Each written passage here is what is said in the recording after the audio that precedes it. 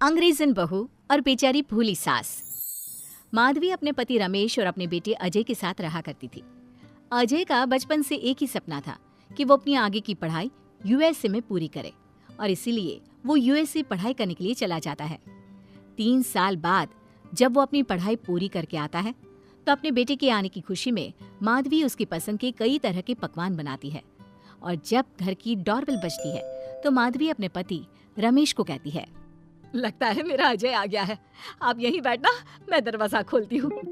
माधवी जल्दी से जाकर दरवाजा खोलती है तो दरवाजे पर अजय के साथ एक लड़की को देखकर वो अजय से पूछती है, ये कौन है बेटा? माँ, ये ग्रेटी है। हम दोनों यूएसए में साथ ही पढ़ते थे और अब ग्रेटी इस घर की बहू है। क्या बहू? अरे बेटा, तूने शादी कर ली और बताया भी नहीं। कम से कम अपनी माँ को बता तो देता कि तू अपने साथ इस घर की बहू लेकर आ रहा है। मैं बहू के आने की कुछ तैयारी तो कर लेती। कोई बात नहीं बहू, यही रुक, मैं अभी तेरे लिए पूजा की थाल लेकर आती हूँ। मॉम, आप अपनी ये फॉर्मेलिटीज बाद में पूरी कर लेना। I'm so tired right now. अच्छा डार्लिंग, अपना रूम कहाँ है? कोई बात नहीं बहू, तुम पहले आराम कर लो, तब तक मैं तुम्हारे लिए चाय बना कर लाती हूँ। ग्रेटी अपनी सास की किसी भी बात का कोई जवाब नहीं देती और अपने रूम में जाकर सो जाती है।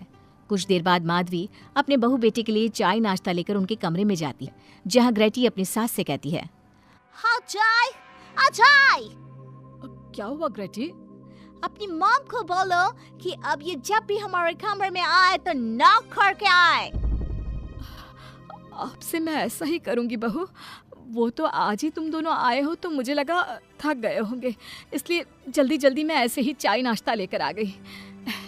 वो क्या है ना, अजय जब भी बाहर से आता है तो आते ही चाय मांगता है, बस इसीलिए मैं ना ये चाय यहाँ रख देती हूँ, पी लेना, अदरक वाली चाय है। ये बोलकर माधवी वहाँ से जाने लगती है। तभी ग्रेटी अपनी सास से कहती है, जाते हुए अपनी साथ अपनी ये चाय भी ले जाओ, क्योंकि अजय अब चाय नहीं पीता। हाँ माँ, जब से मैं यूएस से गया हूँ तब से मैंने चाय पीनी छोड़ दी है।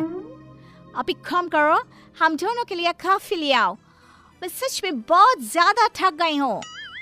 अरे ठीक है, ला देती हूँ। अच्छा बेटा, तुम्हारे मम्मी पापा इंडियन है या फिर वही अंग्रेजी है? मेरे मम्मी पापा इंडियन हैं, पर मैं शुरू से यूएसए में रही हूँ, इसलिए मैं खुद को अंग्रेजन मानती हूँ। वैसे अब जल्दी से जाकर मेरे लिए कॉफी लेकर आओ, और मेरे बारे में इतना ज्यादा इंक्वायरी करने का जरूरत नहीं है। अरे हाँ, अभी लाती हूँ। वैसे बहू, मैं तुम्हें ना इंडिया के सारे तौर तरीके सिखा दूंगी। अरे क्या हुआ, तुम्हारी परवरिश अगर यूएसए में हुई है तो इंडियन ही ना। आपसे ज्ञान नहीं मांगा है, अब कुछ देर के लिए हम दोनों को अकेला छोड़ दो प्लीज, हाथ छोड़ता है। अपनी बहू की बात सुनकर माधवी वहाँ से चली जाती है।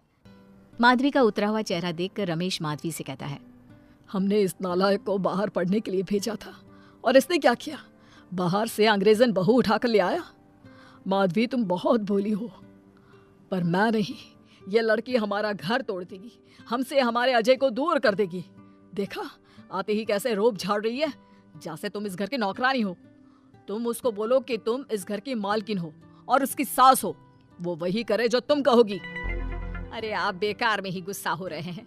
बहू यूएसए की है, यहाँ नई नई आई है, उसको यहाँ के तौर तरीके नहीं पता, और वो मुझे अपनी माँ मानती है, तभी तो अपने नखरे दिखा रही है। वैसे भी ना बहू बेटी दोनों बराबरी होती है। माधवी, कौन सी बेटी अपनी माँ से ऐसे बात करती है जैसे तुम्हारी बहू कर रही है? मैं बस तुम्हारे कहने पर चुप हूँ, वरना मैं अपने बहू बेटों को आज ही घर से निकाल देता। ये कहकर रमेश वहाँ से चला जाता है। ऐसे ही कुछ दिन बीत जाते हैं और ग्रेटी अपनी बेचारी भोली भाली सास पर अत्याचार करती रहती है। ग्रेटी अपना सारा काम अपनी सास से करवाती और उसी को भला बुरा सुनाती। ऐसे ही एक दिन माधवी कपड़े धो रही होती है और ग्रेटी माधवी को सताने के लिए अपने सारे कपड़े लाकर उसे देती है और कहती है, मॉम्स, ये मेरे कुछ कपड़े हैं, जरा इन्हें भी धो दो। इतना बोलकर ग्रेटी तैयार होकर घर से जाने लगती है। तभी माधवी उससे कहती है, बहू, आज तुम्हारे ससुर के दोस्त के घर में एक छोटी सी पार्टी है, उन्होंने सह परिवार बुलाया है। मैं चाहती हूँ कि तुम और अजय भी आज हमारे साथ वहाँ चलो, और आज ना साड़ी पहनना। मॉम, अभी मैं क्लब जा रही हूँ। रात को मुझे टाइम मिलेगा तो आपके साथ चली जाऊंगी, पर सारी बारी नहीं पहनूंगी। ये कहकर ग्रेटी वहां से चली जाती है। शाम हो जाती है। सब ग्रेटी के घर आने का इंतजार करते हैं और इस वजह से कोई भी पार्टी में नहीं जा पाता। इंतजार करते करते रात के 12 बज जाते हैं। 12 बजे रात को ग्रेटी नशे की हालत में जख्मी घर आती है। अपनी बहू के सर और हाथ पर लगी चोट देखकर माधवी परेशान हो जाती है और जल्दी से फर्स्ट एड का बॉक्स लाकर अपनी बहू के सर पर पट्टी करती है। एक माँ की तरह प्यार करते हुए वो अपनी बहू से कहती है, बहू, तुझे चोट कैसे लग गई बेटा? मैं घर आ रही थी, एक बाइक वाले से मेरी चक्कर हो गई।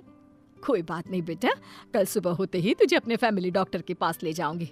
अच्छा, अब तू ना आराम कर, मैं तेरे लिए अभी हल्दी वाला दूध लेकर आती हूँ। माधवी, मैंने तुम्हें पहले ही समझाया था, ये अंग्रेजन हमारे घर के लिए ठीक नहीं है, पर तुमने मेरी एक नहीं मानी। अब देख लो, आज इस अंग्रेजन बहू की वजह से सारे मोहल्ले में हमारी नाक कट गई है। आज सब हम पर हंसते हैं और ये सब कुछ तुम्हारी वजह से हुआ है, तुम्हारी छूट की वजह से हुआ है।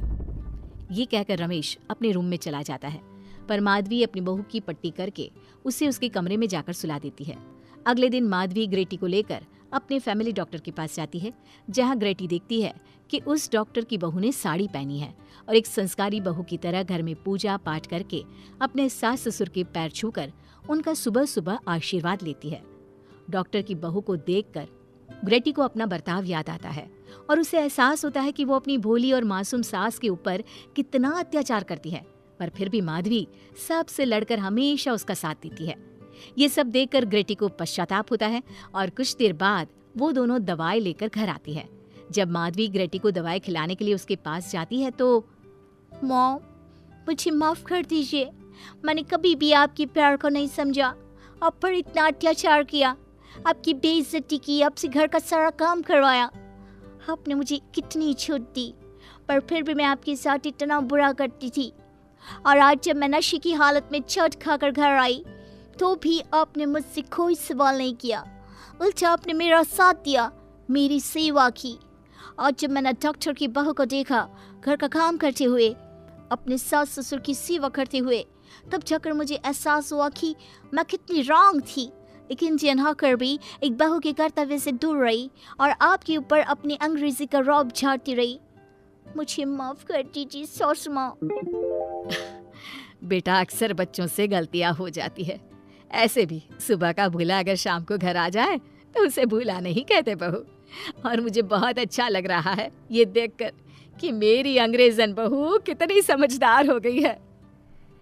जिसके बाद माधवी और ग्रेटी एक दूसरे को गले लगा लेती है और उसके बाद से ग्रेटी एक संस्कारी बहू की तरह रहती है और अपनी सास को किसी भी शिकायत का मौका नहीं देती। अपनी सास ससुर की बहुत अच्छे से दिल से सेवा करती है।